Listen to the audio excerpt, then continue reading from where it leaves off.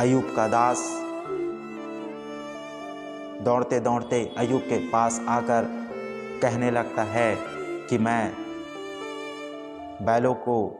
बैलों से खेत को जोत रहे थे और सामने पे गदहियाँ उनके पास चल रही थी कि सभा के लोग धावा करके उनको ले गए और तलवार से सेवकों को मार डाला।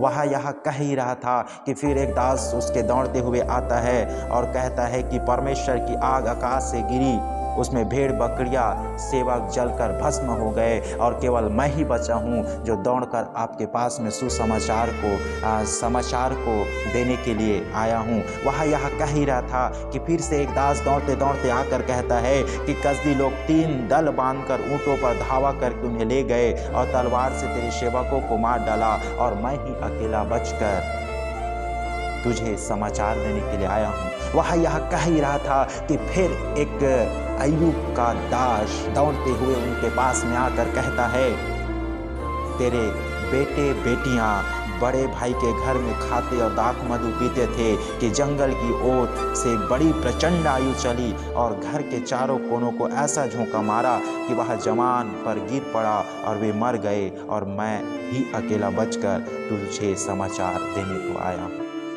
हालेलुया। एक एक पल में उनके जीवन में ऐसी समस्या आने लगी।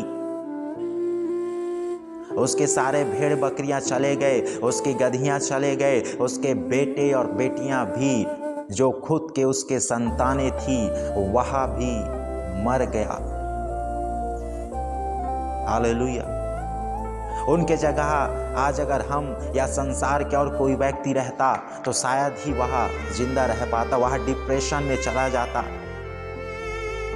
वह परमेश्वर की बुराई करने लगता, वह परमेश्वर की शायद निंदा करता। लेकिन अय्यूब ने ऐसा नहीं किया।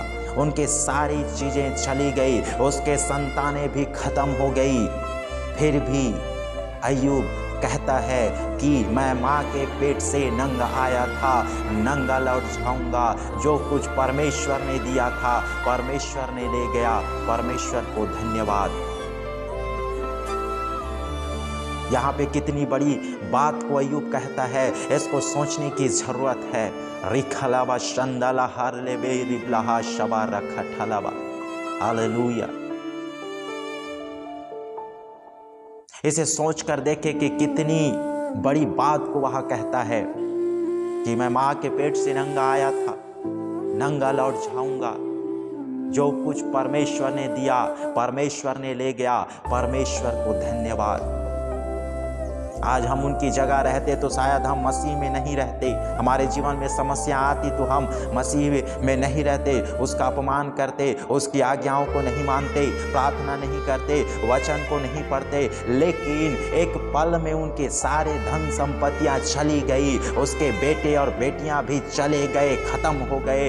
इसके बावजूद भी अय्यूब खराई से चलना नहीं छोड़ता, परमेश्वर के आज्ञाओं का पालन करना नहीं छोड़ता, परमेश्वर का भय मानना नहीं छोड़ता, अपने मुंह से पाप वह नहीं करता, परमेश्वर का बुराई नहीं करता, परमेश्वर का अपमान नहीं करता। इतने सारे उनके जीवन में समस्या आने के बावजूद भी। हालेलुया। रिखलाबा समस्त हंदला बला रेगलेबा। हम दूसरी परीक्षा उनके जीवन में देखते हैं कि उनके शरीर पैर से लेकर सिर तक बड़े बड़े फोड़ों से भर जाता है।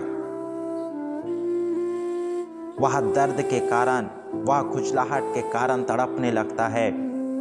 इसके बावजूद भी जब उसकी पत्नी उस समय उसका साथ देने का समय था,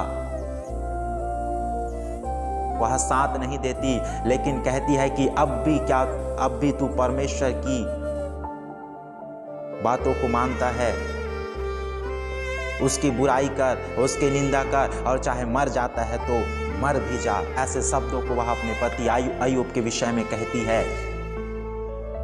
उनकी संपत्तियां चली गई, उसका शरीर फोड़ों से ग्रसित हो गया। उस समय उसकी पत्नी उसका साथ देने का समय था, उस समय उसकी पत्नी भी उसका साथ छोड़ देती है और कहती है कि मर जाएगा तो मर भी जा। लेकिन इस समय भी अय्यूब परमेश्वर के साथ खराई के साथ चलना नहीं छोड़ता और कहता है कि तू एक मूढ़ स्त्री की तरह बात करती है। हालेलुया। रिया लबा शबा लबा लबा लबा। क्या हम परमेश्वर के हाथ से सुख लेते हैं, दुख न ले? क्या हम परमेश्वर से सिर्फ सुख को ले सकते हैं? क्या हमारे जीवन पर दुख आए तो क्या हम परमेश्वर की ओर से उस दुख को अपने जीवन पर नहीं ले सकते? इस तरह के शब्दों को अय्यूब अपने पत्नी को कहने लगता है और इस पे लिखा है, इन सब बातों में भी अय्यूब ने अपने मुंह से कोई पाप नहीं किया। इतना होने के बावजूद भी, उनके जीवन में समस्या आने के बावजूद भी, एक पल में उनके धन संपत्तियां चले जाने के बावजूद भी, उसके बेटे और बेटियां खत्म हो जाने के बावजूद भी, उसका शरीर फोड़ों से ग्रसित हो जाने के बावजूद भी वे अपने मुंह से पाप नहीं करता, वे मुंह से परमेश्वर की निंदा नहीं करता, वे परमेश्वर के अपमान को वह नहीं करता। इतने होने के बावजूद भी वह परमेश्वर के साथ में खराई के साथ में चलते रहता है। मैं आपसे कहना चाहता हूँ कि जब हमारे जीवन पर परीक्षाएं आती है, जब हमारे जीवन पर परेशानियां आती है, तो हम उस परीक्षाओं में डगमगाने लगते हैं और परमेश्वर को नाना प्रकार की बातों को उसका अपमान करते रहते हैं, उनकी बुराइयां करते रहते हैं। लेकिन आज हमें सीखने की ज़रूरत है कि अय्यूब की तरह हम भी आज परीक्षाओं में कैसे स्थिर रहे। हालेलुया।